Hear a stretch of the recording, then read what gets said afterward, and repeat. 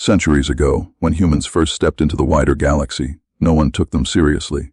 They were smaller than most species, slower than many, short-lived compared to the ancient races that ruled the stars.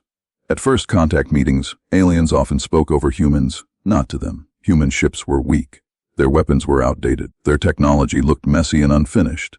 The galaxy had a word for species like them: temporary. Most believed humans would either be absorbed by a stronger empire or disappear on their own. And for a long time, humans seemed to accept this place quietly. They learned, they watched, they survived. Then came the war no one liked to remember. It didn't start with humans. It started far away, between two powerful alien factions fighting over resources. Humans were not important enough to be targets, at first. But when the war expanded, human space sat directly between two battle zones. Alien fleets passed through human systems without asking. Human colonies were damaged by accident. Ships were destroyed and called acceptable loss. Humans protested. The galaxy ignored them. That was the moment everything changed. When the first human world burned, something awakened inside humanity. Not rage. Adaptation. Human commanders noticed something strange. Every time they lost a battle, they did better in the next one. Every defeat made them faster, smarter, more efficient. Alien generals assumed it was luck. They were wrong. Humans were learning in real time. Their pilots adjusted flight patterns mid-battle. Their engineers rewrote systems while under fire. Their soldiers changed tactics after seconds, not years. Alien fleets followed plans written decades earlier. Humans rewrote plans every hour. The longer the war went on, the worse it became for the galaxy. Alien AI predicted easy human losses. Instead, those predictions failed again and again. Human ships began to behave differently. Shields adapted to new weapons after the first hit. Weapons changed frequency before enemies could counter them. Command structures shifted instantly when leaders fell. It was as if humanity itself was thinking together. During one major battle, an alien admiral watched his fleet fall apart in confusion. Human ships should not have survived, but they did. Worse, they learned. That admiral later wrote a single sentence in his final report: "Fighting humans is like fighting an enemy that remembers every mistake you ever made." Entire fleets vanished, not because humans were stronger, but because humans refused to stay the same. The galaxy finally understood the truth. Humans had a rare ability. They called it adaptive override. It was not a machine, not magic, not a weapon. It was a natural human trait enhanced by technology. When pushed to the edge, humans could override limits, mental, physical, and strategic. Fear sharpened them instead of breaking them. Loss made them smarter instead of weaker. Most species avoided pain. Humans used it as fuel. By the end of the war, alien leaders were terrified. Not of human ships, not of human weapons. They feared what humans could become if they were ever truly cornered. So the Galactic Council met in secret. They did not declare humans enemies. They did something far worse. They created a law, a single, absolute rule. Humans must never activate adaptive override again. The Council called it a peace measure. They said it was to prevent future wars. But everyone knew the real reason.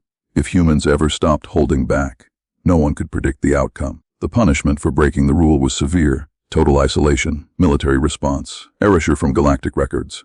The law was clear, and to the galaxy's surprise, humans agreed. No threats, no protests, no resistance.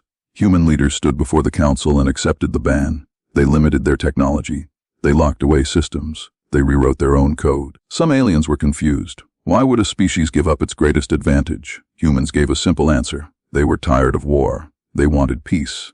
Trade, families, normal lives. They promised the galaxy they would never cross that line again. And for a long time, they didn't. Decades passed, then centuries. Humans became traders, builders, diplomats. They helped rebuild worlds damaged by war. They shared medicine. They fixed broken systems for free. Human restraint became routine. Soon, new generations of aliens grew up hearing a different story. That humans were emotional. That humans were soft. That humans had potential, but no teeth. The old war records were archived, classified, forgotten. The ban remained, but no one remembered why it existed. At council meetings, humans were rarely invited to speak. Their warnings were ignored. Their advice was dismissed. Some alien leaders even laughed. If humans were so dangerous, they said, why do they follow our rules so easily? They mistook choice for weakness. They mistook control for safety. They forgot the most important lesson of the war. Humans were not dangerous when calm. They were dangerous when forced to adapt. And now, as the galaxy grew arrogant again, as fleets gathered, as accusations rose, the conditions that once awakened humanity were returning, slowly, quietly, and the rule that kept the galaxy safe was about to be tested again. The galactic trial was broadcast across the stars. Every major world watched it live. Every fleet commander listened closely. Every council member sat high above the chamber, calm and confident. At the center of the room stood one human. He was not wearing armor. He carried no weapon. He didn't raise his voice. His name barely mattered. To the council, he was only a symbol. The lead counselor spoke first, her voice cold and sharp. "Humanity stands accused," she said, "hiding weapons, breaking treaties, and lying about its true limits." A large screen behind her lit up. Images appeared, human ships, data charts, energy readings taken from deep scans. The council claimed these proved humans were secretly preparing for war. The human representative looked at the screen quietly. He knew the truth. The data was incomplete, misread, taken out of context. But truth had stopped mattering. Outside the chamber, alien fleets were already moving. Thousands of ships formed rings around human space. Weapons powered up, jump gates locked. It was not a trial. It was permission. The human spoke at last. "Humans are not hiding weapons," he said calmly. "We are hiding restraint." Some council members laughed. Others rolled their eyes. One alien general leaned forward and said, "You expect us to believe humans chose weakness?" The human met his gaze. "We chose responsibility." The council did not respond. Instead, the lead counselor raised her hand. "Humanity is ordered to stand down," she declared. "Deactivate all high-level systems immediately." The human shook his head slowly. "We cannot," he said. "Those systems protect civilian worlds." The counselor's eyes hardened. "Then you leave us no choice." A signal flashed across the chamber. Far away, an alien commander received the order. "Begin containment strike." The first shots were not meant to destroy.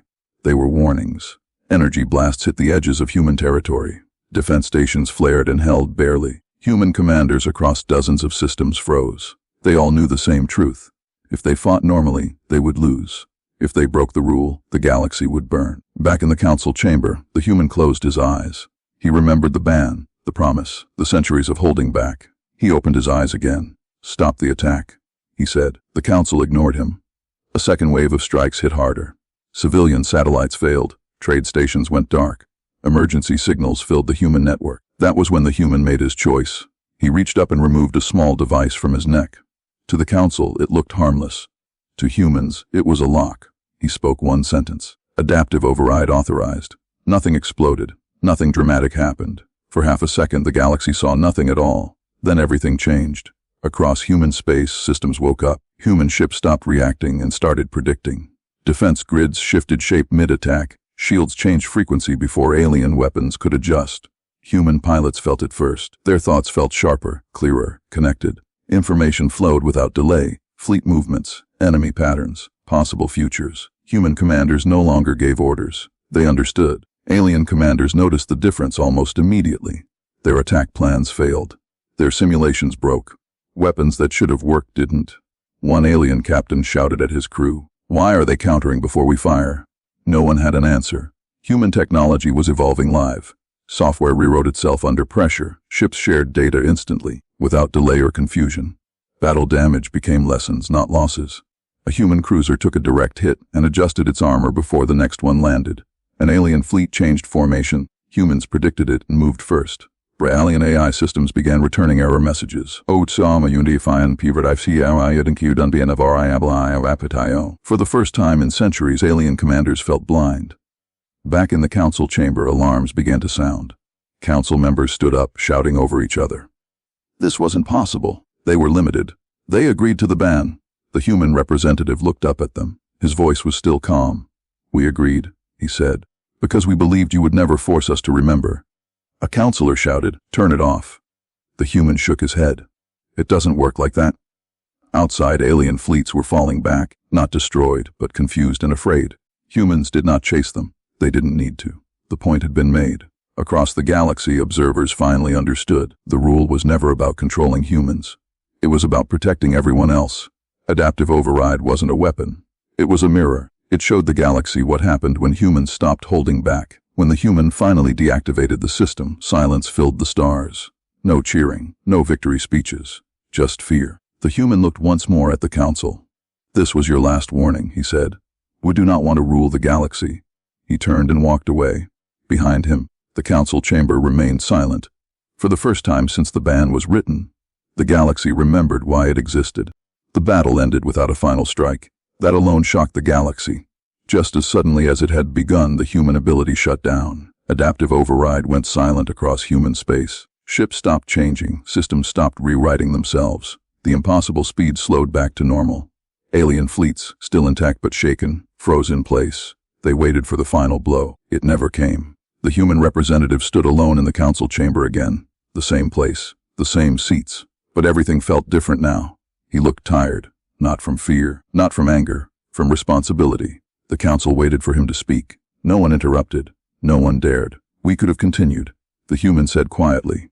You all saw that. Several council members lowered their eyes. We didn't, he continued, because this was never about winning. He took a slow breath.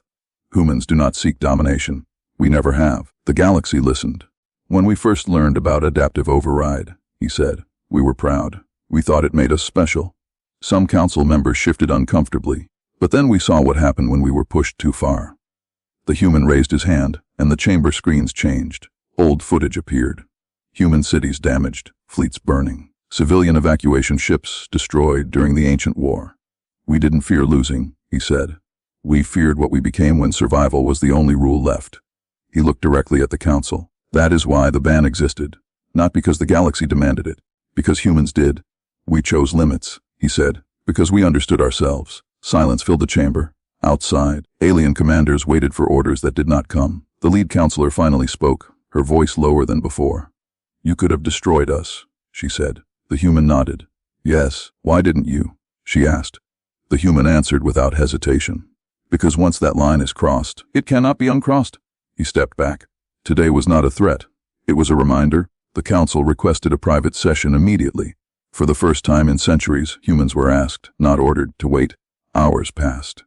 Across the galaxy, the story spread faster than light, not through official channels.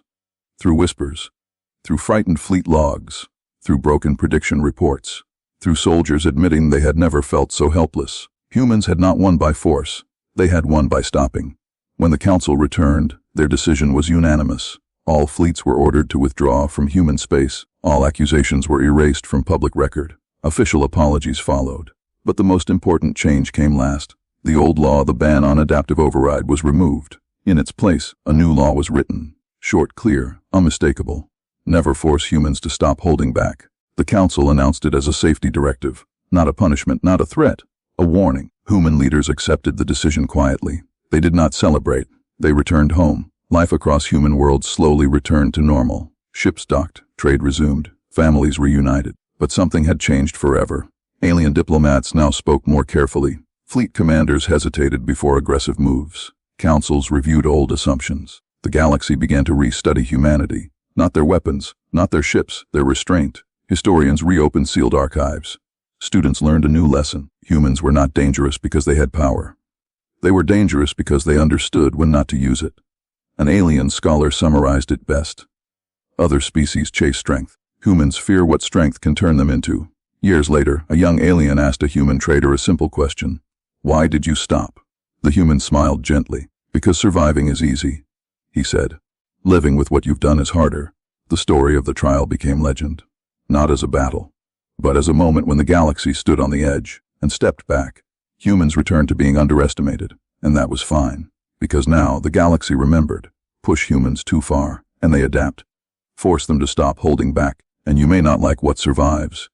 Across the stars, one truth spread and never faded. Humans were not dangerous because of their power. They were dangerous because they chose restraint, and restraint, once broken, never forgets why it was needed.